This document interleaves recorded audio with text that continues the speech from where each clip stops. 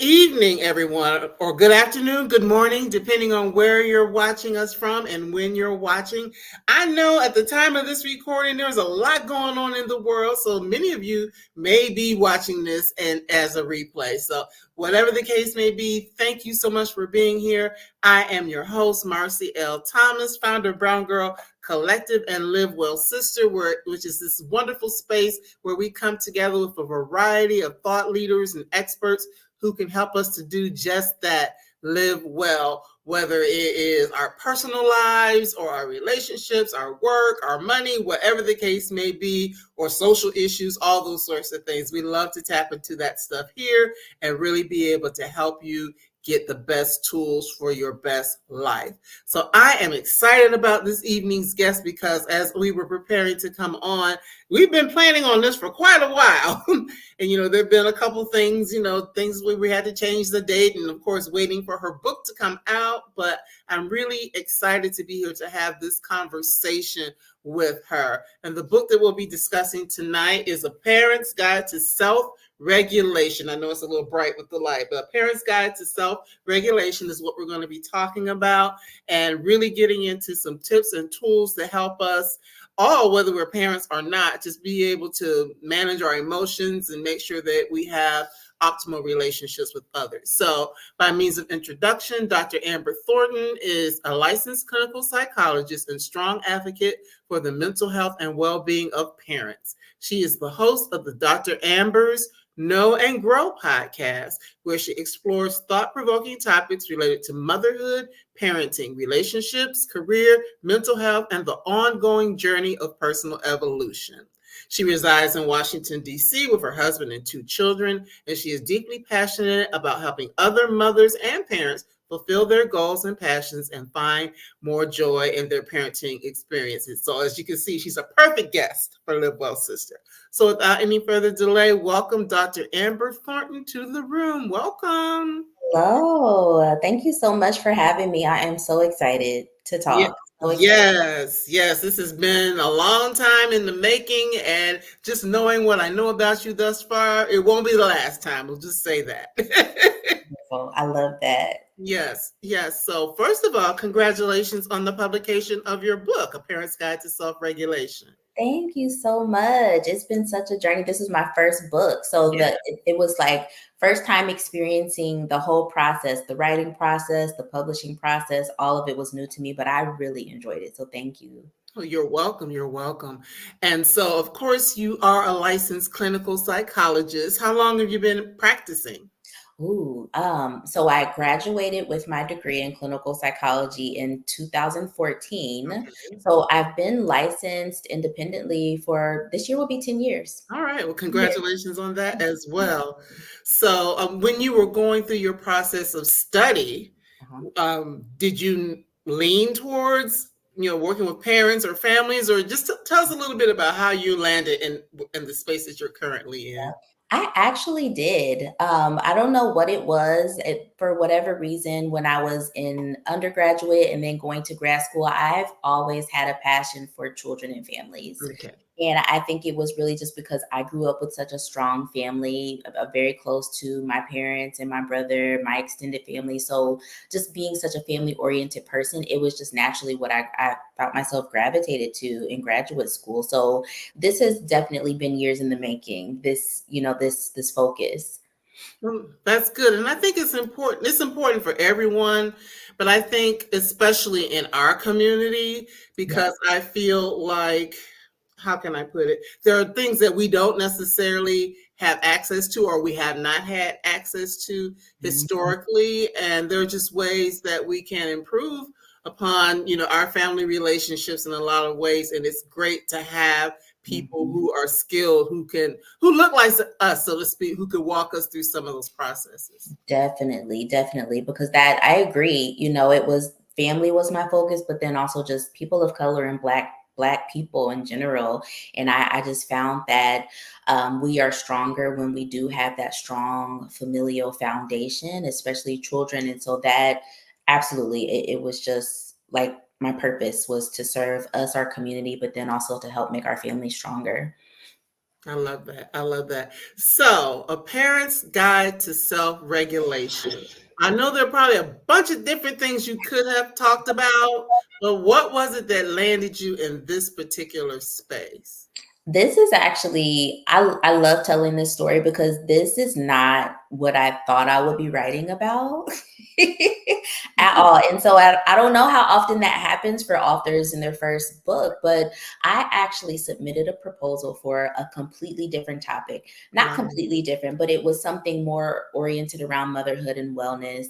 And the publisher took a look at that proposal and they were like, hey, actually, we have this other idea, and they talked to me about this idea of self-regulation for parents. And Mhm. we just kind of talked about how, oftentimes when we talk about self-regulation, we are talking about it from the child's perspective of how do I help my child regulate their emotions? How do I help my child cope when they're going through a tantrum?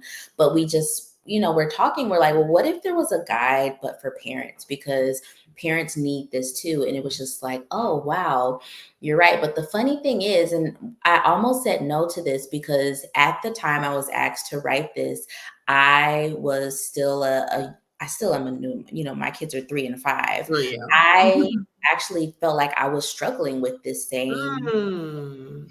And so it was this moment of, I'm being given this opportunity to write about this topic because I'm a clinical psychologist.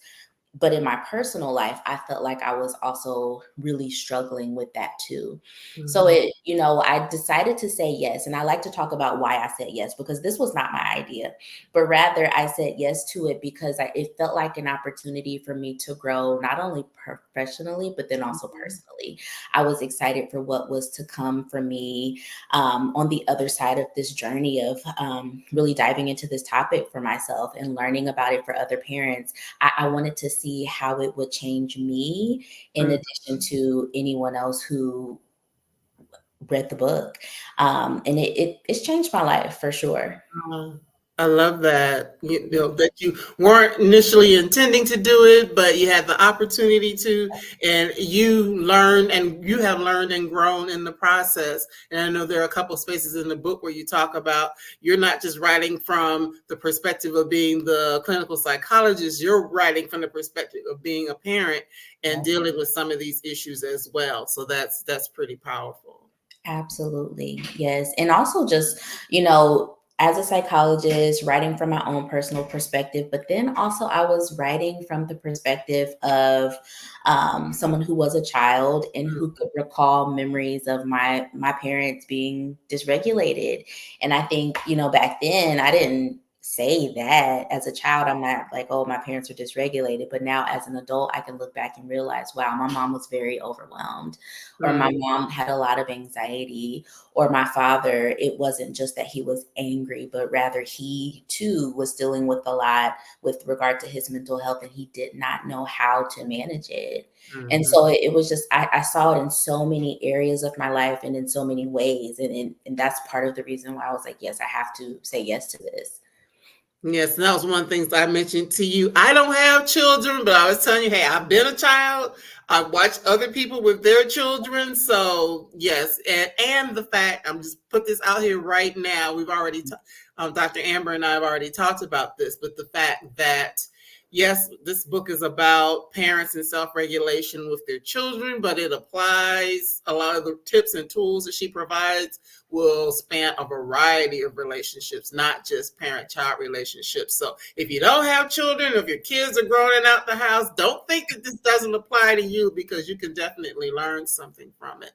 So for those who might not know, let's do some definitions first because Mhm. people may not even know what these terms mean. Yep. So we're going to start with self-regulation because that's in the title. What exactly does that mean?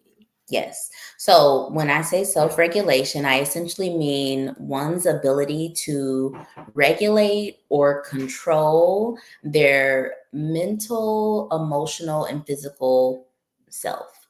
Mhm. So being able to like rein it in or rebalance yourself or seek that equilibrium, right? Like if something happens and emotionally you're here, being able to self regulate means you can come back down to here. Mhm. Or if your body is feeling very out of whack, or you're not in control for whatever reason, you're able to kind of like hone it in and bring your body back to equilibrium. And same with your thoughts. If your thoughts are kind of like racing or out of control, your ability to self-regulate means your ability to calm those thoughts, bring them back to the present.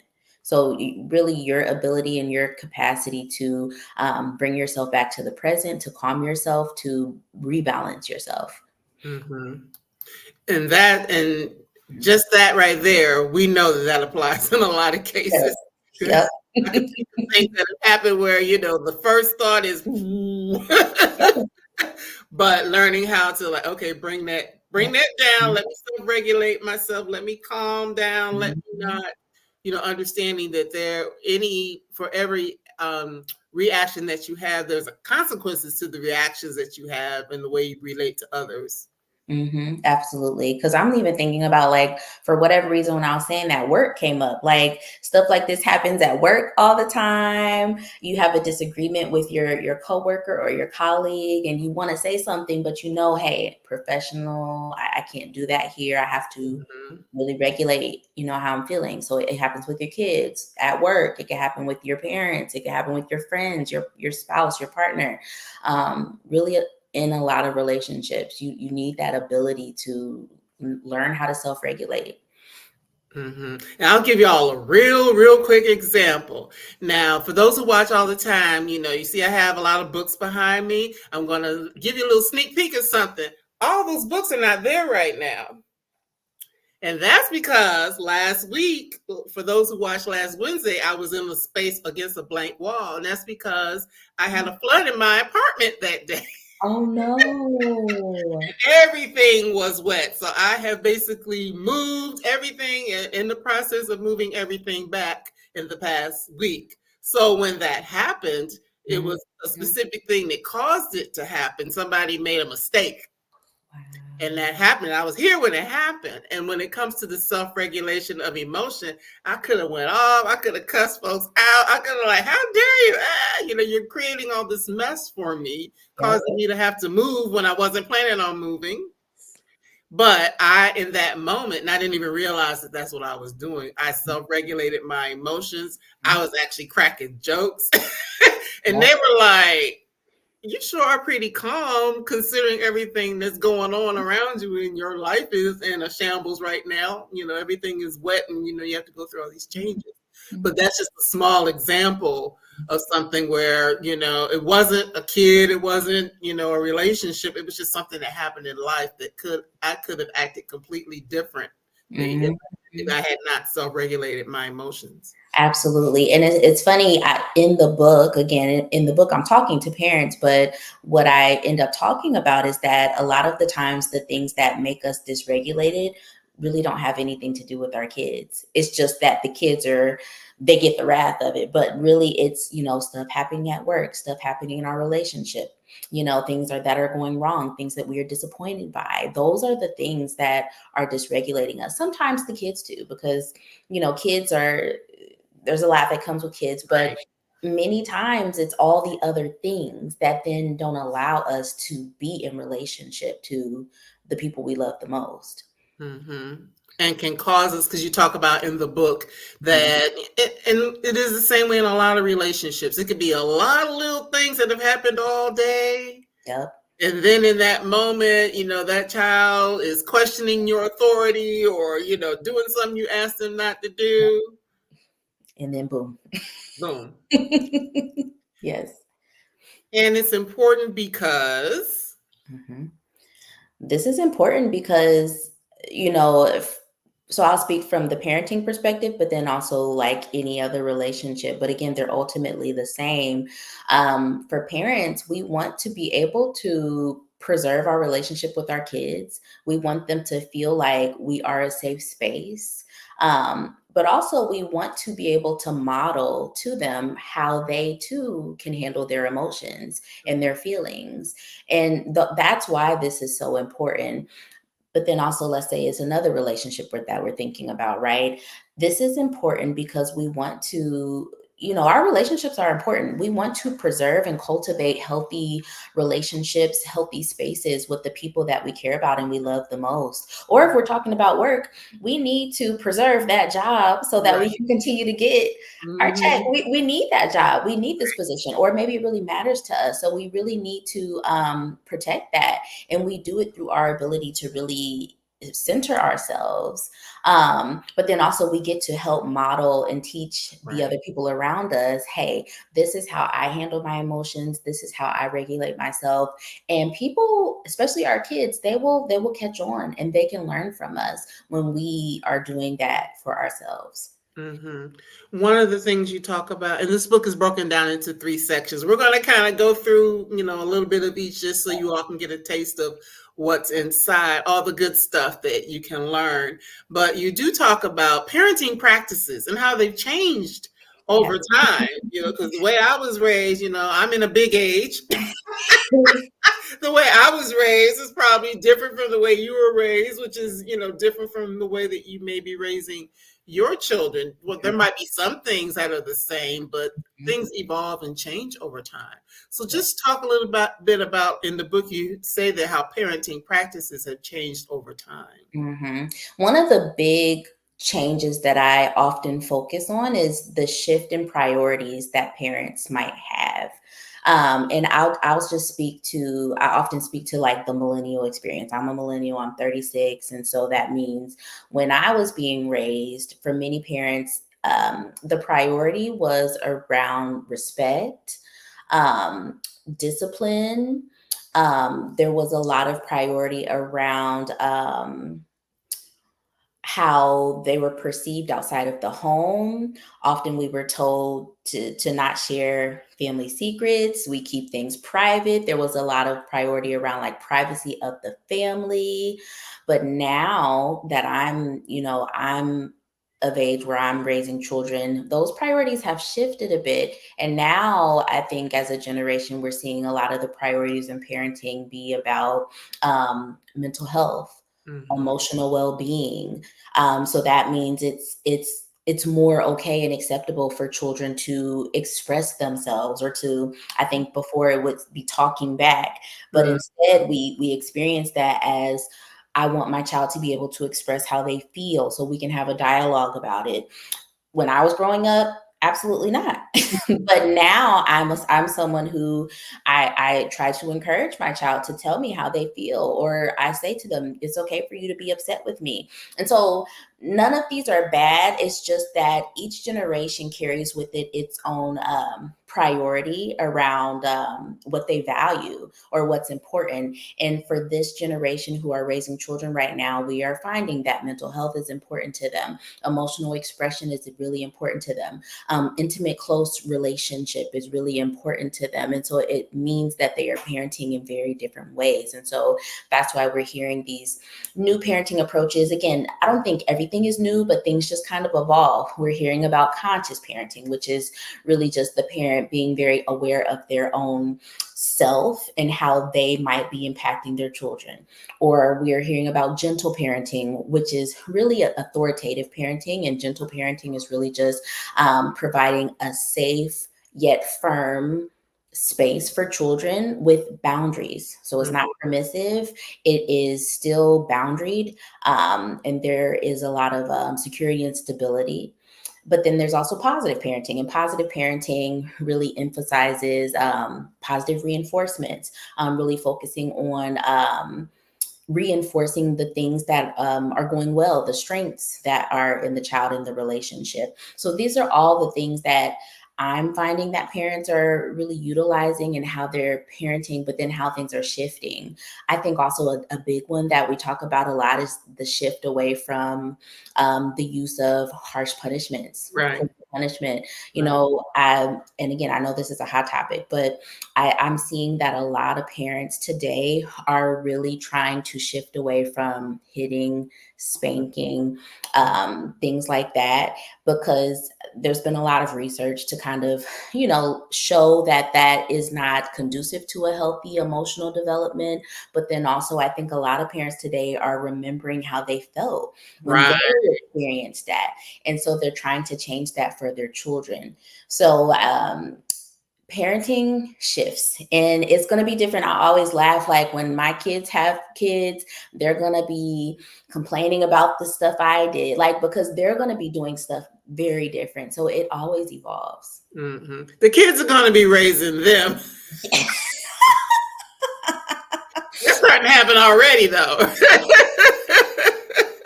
The children are raising the parents. But I really wanted you to touch on that because it has shifted. You know, Yeah. I grew up my parents, they had rules and boundaries. They weren't Mhm. extremely strict, but I mean, there was some whooping, spankings, whatever you want to call it, when I was coming up. That's just the way it was because that's Yeah. how they were Mhm. raised. So it Right. wasn't necessarily a situation where, oh, I'm going to put you in timeout or whatever. Like, what is that? Yep. Hmm. To Yeah. a punishment, take away things. But as I got older and beyond the stage of spanking, I actually preferred a spanking because at least we do it, get it over with. The punishment was bad. What, you They take last longer. my candy? I can't talk to my friends. That was the worst punishment to me. So it's definitely shifted. And also, and you and I touched on this a little bit before we came on, I think another thing that to be cognizant of in the way that things have shifted is, let's say, your parents are one age and they would be dealing with your children, their grandchildren, maybe in a way that's different from the way that you would because of different, mindsets about parenting and what it really means. So for those who might find themselves in those types of situations, what suggestions do you have while we're on? Yeah. It's so funny because I see it like two different ways. Sometimes I do see, well, I'll talk about the funny one first. I think a lot of people my age were seeing our parents, they were maybe harsh and strict with us, but now that they have grandkids, they're like a puddle, Mm-hmm. soft, easy. The grandkids get to have everything, and we laugh because it's like, oh my gosh, Who are where, you? where was this when I was coming up? Who are you? So that I think is like, it's just funny. But to your other point, though, I think sometimes we are seeing this clash because, maybe I, as a parent now, want to raise my child with certain practices or values, but maybe my parent doesn't agree with it or doesn't understand it. And it can feel like maybe they might undermine it. And so I often counsel a lot of parents today with, how do I have that conversation with my parent who seems to be dismissive of how I want to parent. They go against the rules that I've set, or they do things behind my back for my kids when I've said no, or they just flat out disagree with me, and sometimes in front of the kids. And so for that, I think it really requires a lot of conversation. And unfortunately, sometimes these don't go well because maybe, the grandparent might feel disrespected or maybe not open to hearing the feedback. But I always encourage parents to be open and communicate, because ultimately this is your child and Right. you have the final say. And so you have to decide how you want to have that conversation. And the hope is that your parent is open and receptive, even if they don't agree. Mm-hmm. But I really encourage people to have those conversations and let them know how it makes you feel as the parent. Right. But that also, this is another topic you bring up, the whole thing of reparenting, Yeah. that sometimes we have to reparent ourselves. Yep, absolutely. And I love this concept of reparenting. And basically, it's, the idea that we all were children at one point, and despite how great our childhood was, or all the good intentions our parents had, parents make mistakes, and ultimately all of our needs are not going to be met. And there's a spectrum to that. For some people, that means that they experienced abuse and neglect and a lot of trauma, and that's why they are now having a lot of unmet needs as an adult. But on the other end, it just could be, maybe there was like a mild parent child mismatch, or maybe the parent tried everything but just things were hard. Sometimes things are just missed, and that's just because we're all human. And so reparenting essentially means that now I am adult, and I look back and I realize that I still had some unmet needs as a child, and they're still not met. Mhm. And it also means that now since I am an adult, I realize that the responsibility is not necessarily on my parent to fix it, because my parent might not be able to, or some of our parents have passed away and they can't. We have to figure out how to heal our own childhood wounds. And Mhm. so that is what reparenting is really getting in touch with that inner child within you and figuring out what did he or she need, and how you can soothe that and give her what she needed now as an adult. So it's like you are parenting her. And Mhm. I think this is so important, because sometimes parents, when they don't do this work, and if their inner child has a lot of needs, they conflate the needs of their inner child with their own child's needs. And Mhm. then it gets confusing. It's like, oh, my child needs this. And really, your child doesn't need that. It's actually something that you needed. So Mhm. it's kind of like this misplaced need. And we want to make sure that we get that clear, because our job as parents is to meet the needs of our child. But Right. if our inner child is like screaming out, you can't hear what your child actually needs. Wow. I have a comment from a viewer, and then I have a comment. Just what you just said Mhm. reminded me of something. Karen, who actually is one of my sorority sisters, she says, I have a little brother that's 26, and I'm 41. My parents parented him so differently. I would go to to the house rather on a Saturday, and my little brother would still be in the bed. Yeah. Well, they have you up at 5 scrubbing floors, Karen. Yep. They're probably like, get up. Oh man, that is funny. But as you were talking about the whole concept of inner child, I don't know if you've watched Unprisoned. It's the show that's on Hulu. It stars Kerry Washington, Oh, I haven't watched it yet. Orlando, and he is a father who's been in and out of prison. Uh-huh. And she says, yes, she was up at 5 a.m. scrubbing floors. That's not fair. One day, I'll hug you when I see you. But anyway, on this television show, he's been in prison for many years, and he gets out of prison. She's an adult. She has a teenage son, and all this. And in the show, you see a lot of her talking to her inner child, Ooh. things that she missed, and her inner child, they sit and have conversations. You need to watch it. It's on Hulu. But they go back and forth with things that she's dealing with. Yeah, Karen said, I love this season. Yeah, because it's the second season just came out last week, so it's two full. Oh, I need to watch this. This sounds like something I would love. Yeah, about 16 shows total, I believe it is.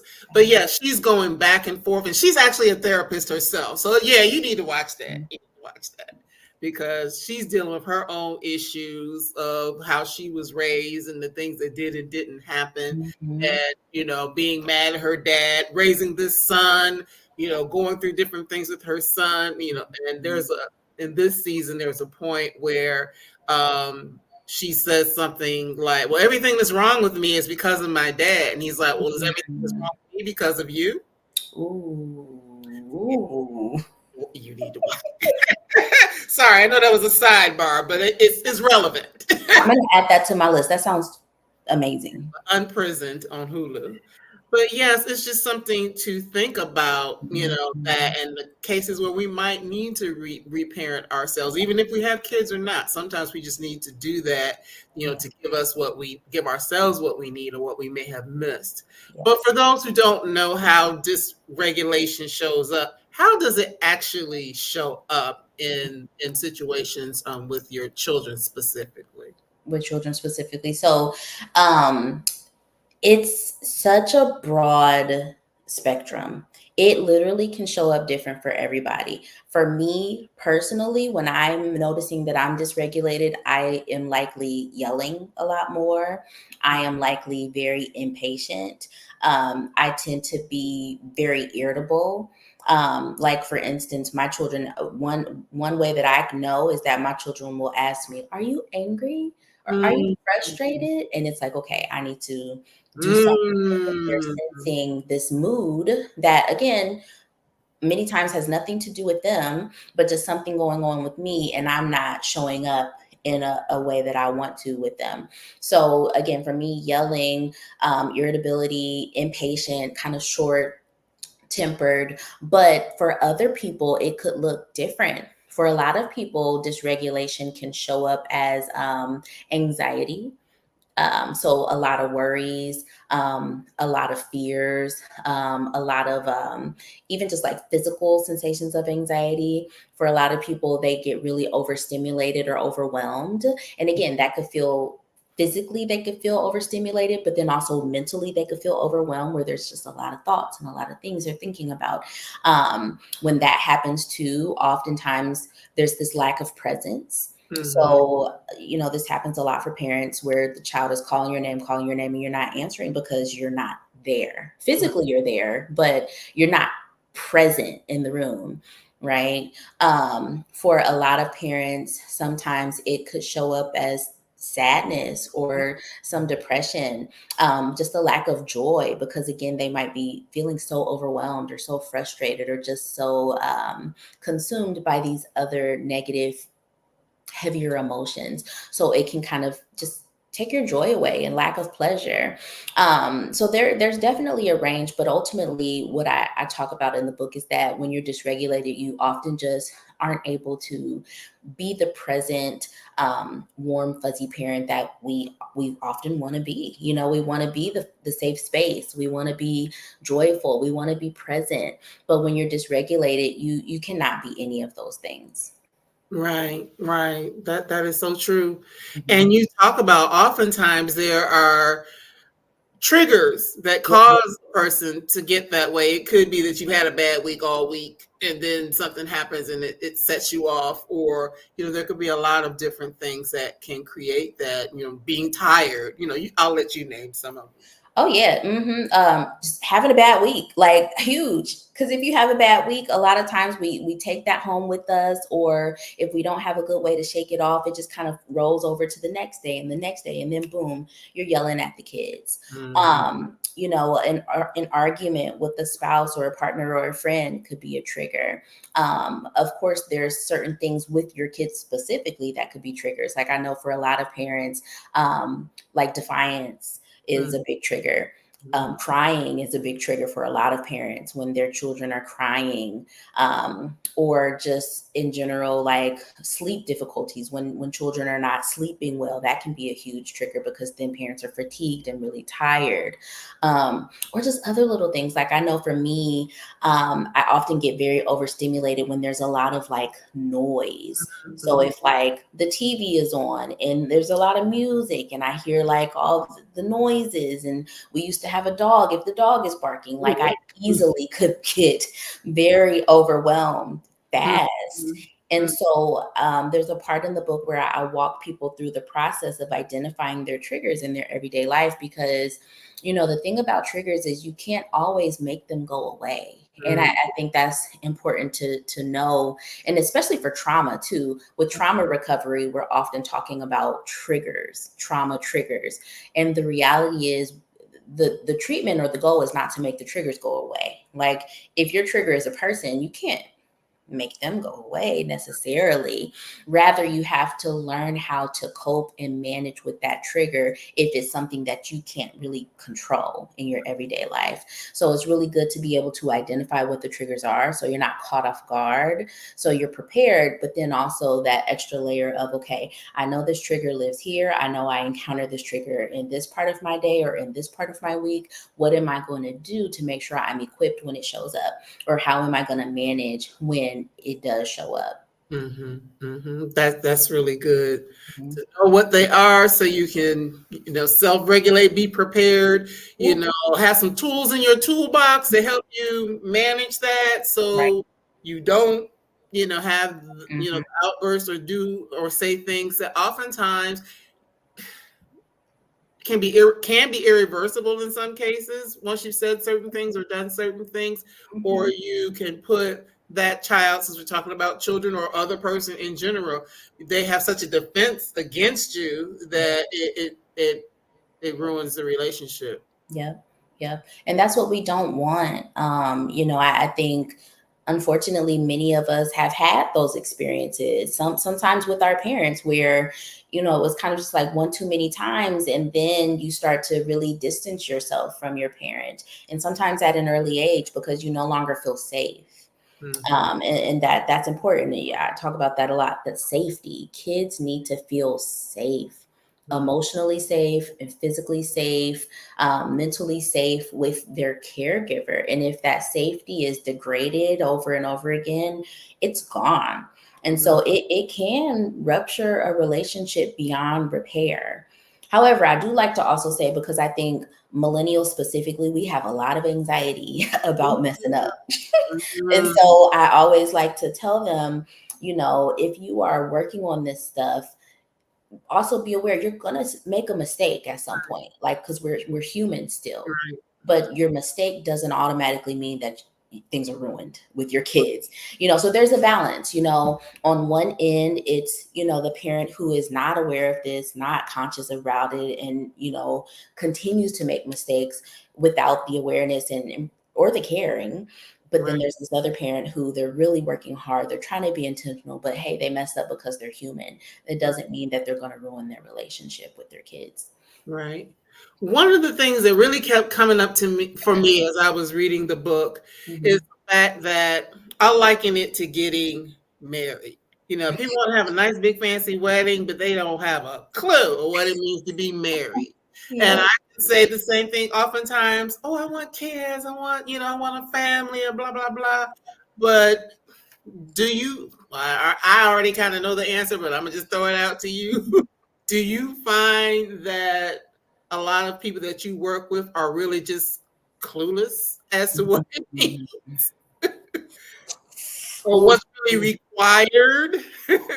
that's a hard question. Not necessarily clueless, but just don't necessarily have enough tools in their toolkit. I'll reframe it that way. What I'll say, because I work with some amazing people who are like, they read, they're professionals, they're on top of this stuff. I don't think they're completely clueless, but I do think they are completely surprised Mm, by how hard this job of parenting is. Like, just the biggest, hardest, most joyful job or mhm, experience. It's a job, but more so like it's the biggest, heaviest, hardest, most joyful experience someone can have.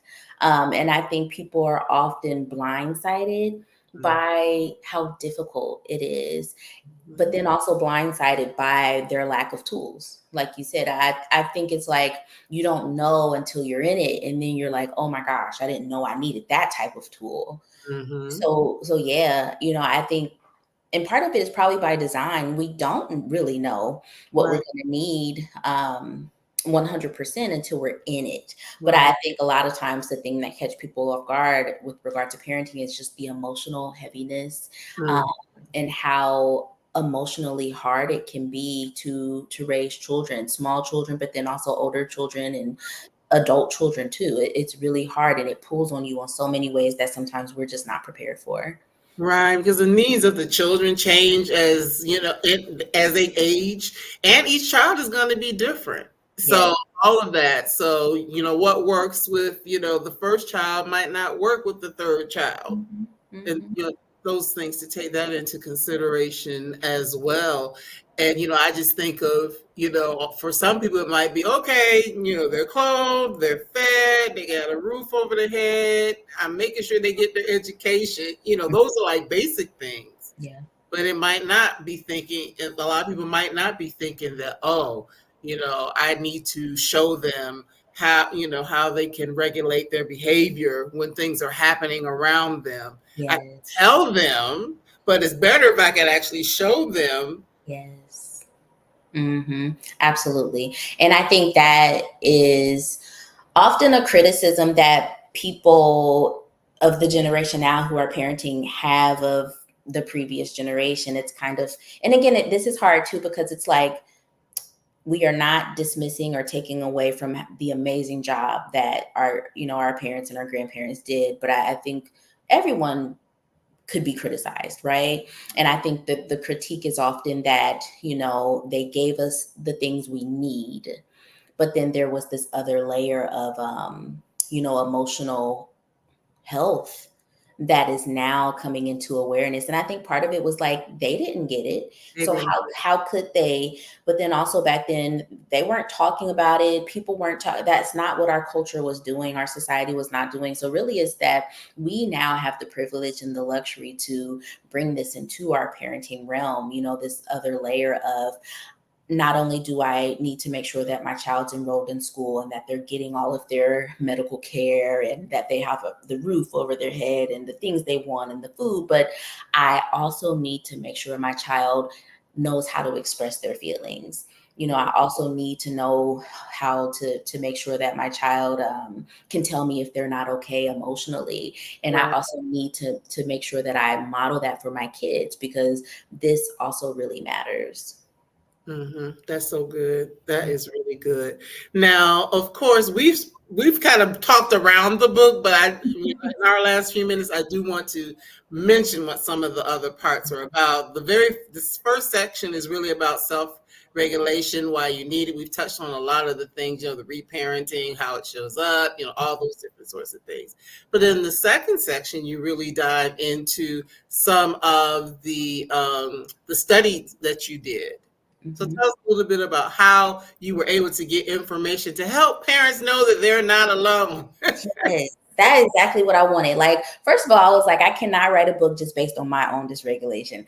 I need to actually know what other people are experiencing, because this is not about me, but also I want parents to know that they're not alone. So luckily, I have this amazing following on social media, and I was able to pull from them, and I got 175 participants to join my study, complete my survey, and really tell me about their experiences of emotional regulation, dysregulation, how that shows up for them in their parenting, and what they do about it. I learned so much. And I was able to work with a research assistant. She helped me to pull out all of the themes from this data and this information to really help me get a sense of, parents today, what are they struggling with? What are the parenting triggers? What are the things that lead them to become dysregulated? But then how many of us are actually struggling with this? And one of the key findings was that it was like nearly all of us. Right. Nearly all of us struggle with self-regulation, and it became exponentially more difficult when we became parents. And so parents Mm, are absolutely not alone. It's something that literally all of us experience, but even more rationale why we need to be talking about this and thinking about it, and then learning how to manage it. mhm, mhm. And I like because you do break down, who the demographics of the people who Mhm. completed the study. So it was a variety of ages, even though it was kind of most of them were like between 25 and 44, the vast Yep. majority. But you did have a range of ages, a range of educational status, Yeah. all these different things from one child up to I think five, I think. Mhm. So we were able to see single, married, in between, situationship, whatever.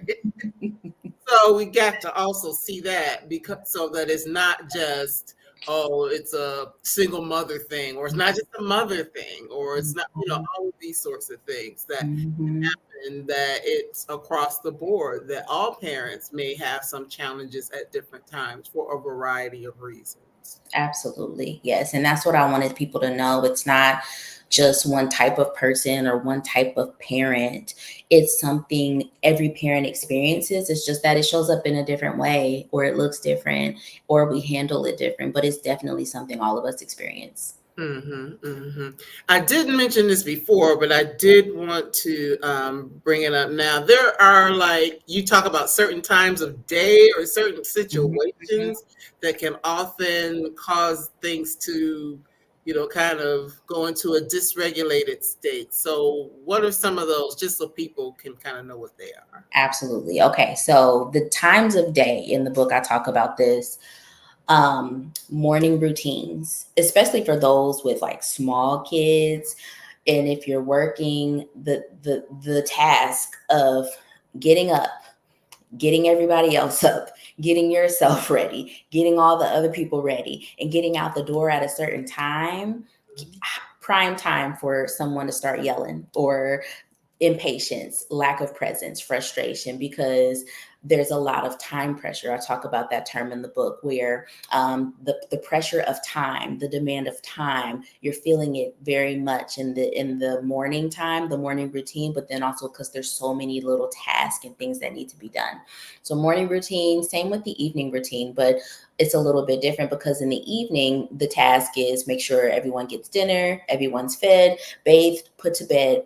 But by the end of the day, many parents are often fatigued and tired because they've had a long day, or maybe they worked a full day, or if they're a stay-at-home parent, they've been with the kids all day. So you don't have as many tools or capacity to manage all the things that comes with an evening routine at the end of your day. So that's why we often see a lot of outbursts from the parents, but also from the kids too in the evening routine, because the kids are tired and the parents are tired.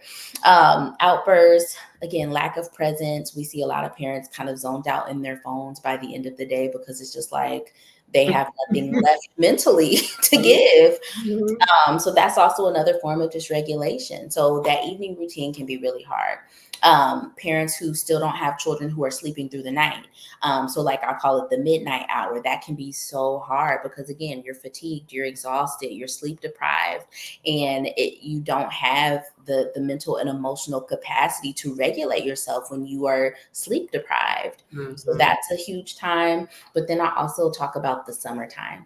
Right. I want to So definitely because we're in the thick of that, and they're getting ready to go back to school. yes, yep, summertime and back to school. People kind of assume like, oh, it's summertime, so things are great, it's carefree. But for parents, summertime can bring a lot of chaos. It brings a lot of unpredictability. The academic school year is over, so that routine that was set all year long is completely uprooted. There's a lot of disruption with regard to childcare. So summertime can be very stressful for parents. And again, that's another time where we tend to see parents be dysregulated. There's actually like this running joke with me and my friends, like we are counting down. We want summer to be done because it's too hot and it's too chaotic. We want the school year back because that at least gives us some structure and a routine that we can follow. But with the back to school year, that's also hard too because for your kid, it's a new school year. And that brings on, again, new routines that need to be set. Some anxiety about, is my child going to do well this year? There's also this adjustment process that comes with the new school year. So those are the types of times or time periods that I talk about in the book that might lead to parents being more likely to be dysregulated. Right. That is something, and something you don't mention in the book, but it kind of piggybacks on that. I have often thought about the whole thing of kids being out of school and having parents that have full-time jobs, and like, what do you do with the kids during the What do you summer do? if you Exactly. don't have family members or whatever that can take care of them? And this is another expense because you're used to them being in school, but now you have to have an expense to put them in camp Yeah. and things like that, or like the child gets sick in the year and you have to work, whether you're working from home, but you do talk about that, how during the season of COVID, how that was very hard for a lot of Mm-hmm. when the kids be out and they could work or whatever, and you're sitting at home trying to work, and the kids, mama, mama, mama, I'm hungry. I'm on this Zoom call trying to. It's a lot. It's so stressful. So again, of course now you're yelling and you're impatient and you're snapping and the kid just wants some juice, but it's like you're trying to multitask. You're trying to care for a child but then also attend to this really important task that might be your work, which is also really important. So moments like that are very dysregulating. I just wanted to bring that up, where people are probably like, what do you mean? But even with all of these things that we might be challenged with, or parents will be challenged with, I'm saying we because all of us deal with dysregulation, but there are methods of change, and you have something in the book called a PCR method that helps people to try to, you know, have the tools in their toolkit to help them be more regulated or self-regulated and not so dysregulated.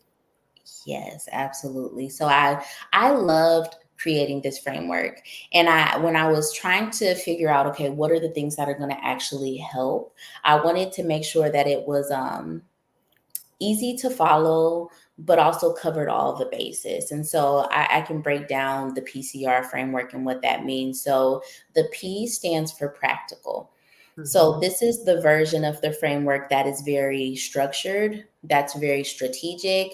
Um, this is for the person who needs like a plan, needs it all laid out, written on paper. Like, what am I going to do? That this is what the P is. So it's practical. So for this portion of the framework, I give you a very practical 6-step guide for how to identify your triggers, how to recognize your triggers in your environment, how to develop a coping plan and learn how to manage your triggers, how to reevaluate that plan when you need to. It's a 6-step guide for how you really learn how to manage your triggers.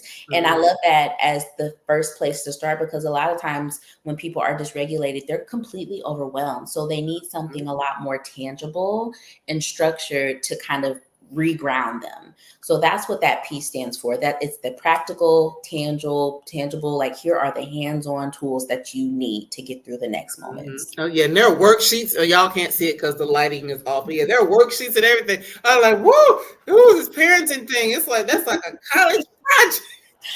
It is. It is. Oh goodness.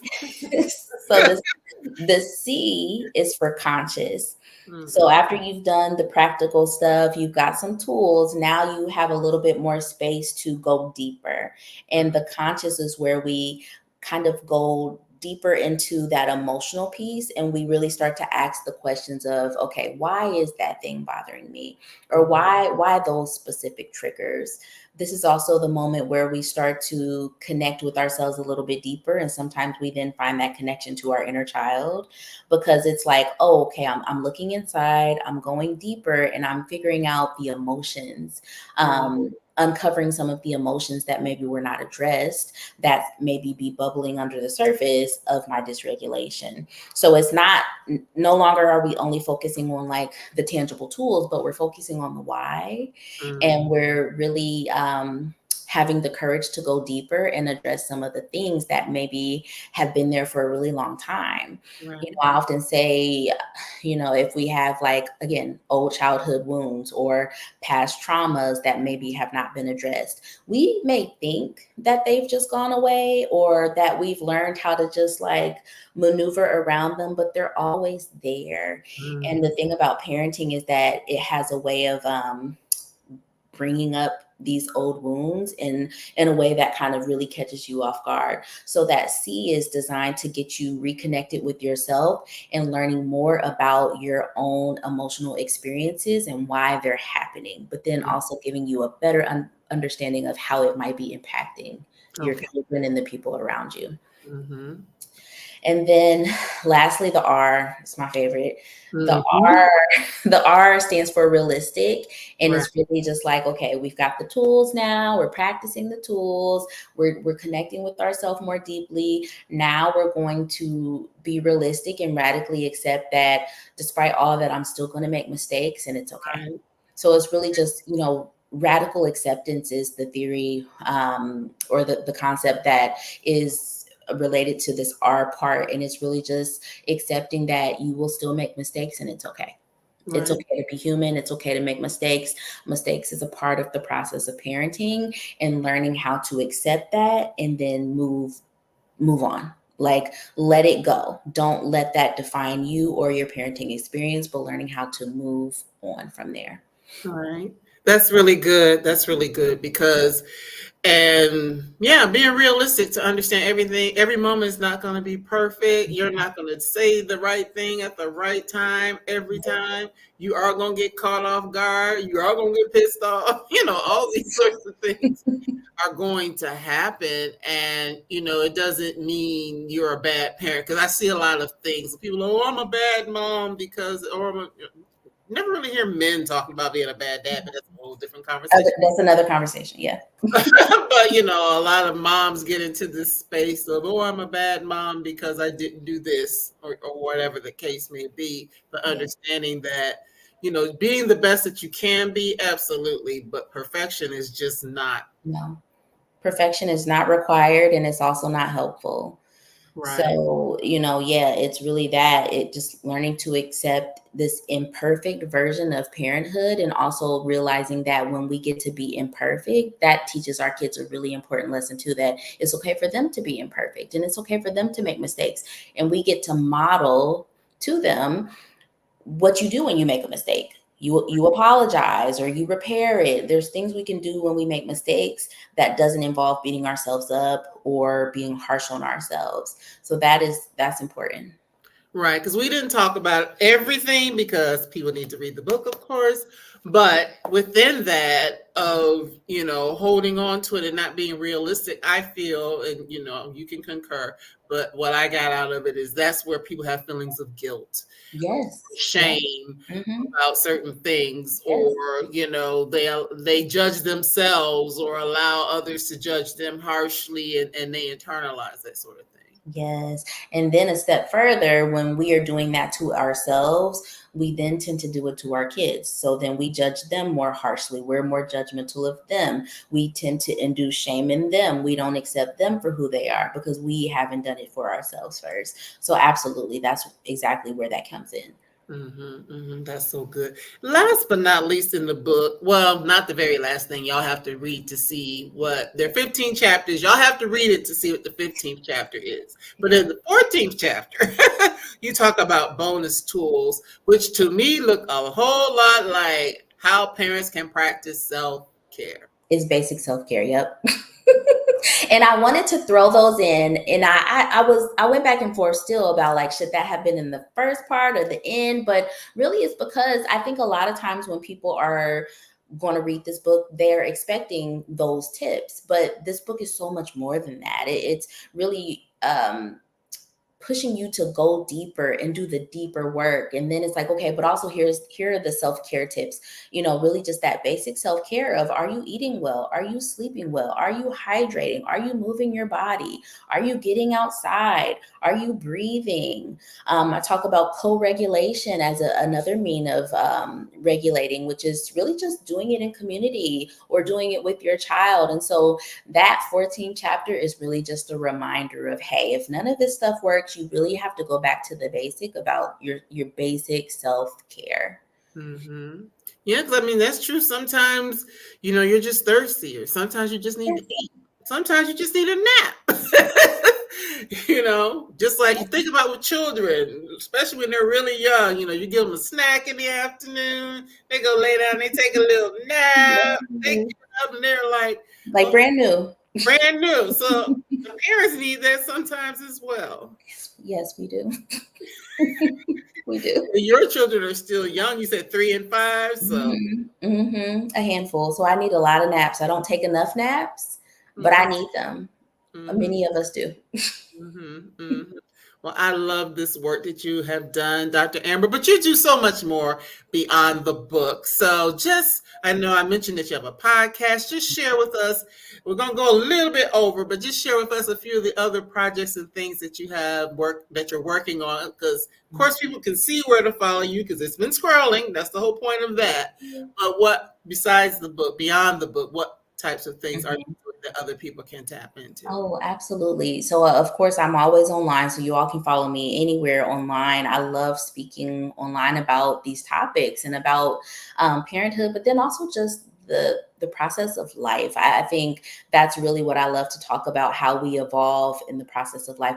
How do we get through the hard things? So you often will hear me talking about that online. I have a private practice. And so that's really where I often focus my energy, is really just making sure that my clients are well, helping them to manage their big emotions, but then also helping them to move through the hard seasons and the difficult moments of their life. So right now, my big practice is, or my big project is growing my practice and really being able to touch many more people through that work, but then also with the book too.